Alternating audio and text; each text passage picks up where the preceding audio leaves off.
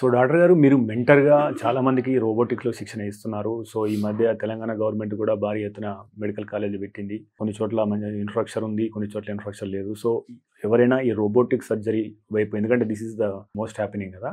ఈ రంగంలోకి రావాలనుకున్న వారికి మీరిచ్చే సలహా ఏంటి? ఫస్ట్ ఇందులో ప్యాషన్ ఉండాలండి. రోబోటిక్ సర్జరీ అనేది టైమ్ కన్జ్యూమింగ్. చాలా నెమ్మదిగా చేయాలి.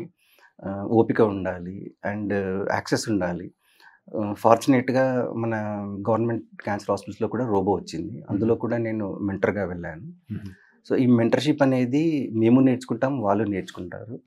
సో, ఇలా గవర్నమెంట్ హాస్పిటల్‌లో రావడం ఫర్ ఎగ్జాంపుల్ అపోలో హాస్పిటల్‌లో ఎవ్రీ మంత్ ట్రైనింగ్ కండక్ట్ చేస్తాము. హుహు. అంటే యంగ్ సర్జన్స్‌కి సర్టిఫికేషన్ కోర్సెస్ ఉంటాయి.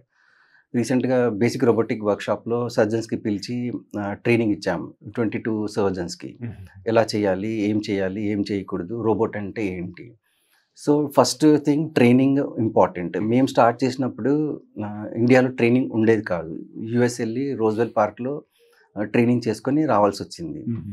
ఇప్పుడు ఇండియాలో మనకు తెలంగాణలో ఉన్నాయి. ట్రైనింగ్ సెంటర్స్ ఉన్నాయి. లైక్ అపోలో కని, లేదా గవర్నమెంట్ సెక్టర్‌లో కని. అక్కడికి వెళ్ళి ముందు అప్లై చేసుకొని చేయొచ్చు. సెకండ్ మేము అపోలోలో ఫెలోషిప్ కండక్ట్ చేస్తాం. అంటే గైనకాలజిస్ట్‌కి 6 months to 1 year course. General సర్జన్స్‌కి 6 మంత్స్ టు 1 ఇయర్ కోర్స్ ఉంటుంది. ఇందులో రోబోటిక్ సర్జరీ ట్రిక్స్ నేర్పిస్తాము. రోబోటిక్ సర్జరీ ఎలా చేయాలి? బేసిక్ ప్రిన్సిపల్స్ ఏంటి? సో, ఇలా మనకు చాలా యాక్సెస్ వచ్చాయి.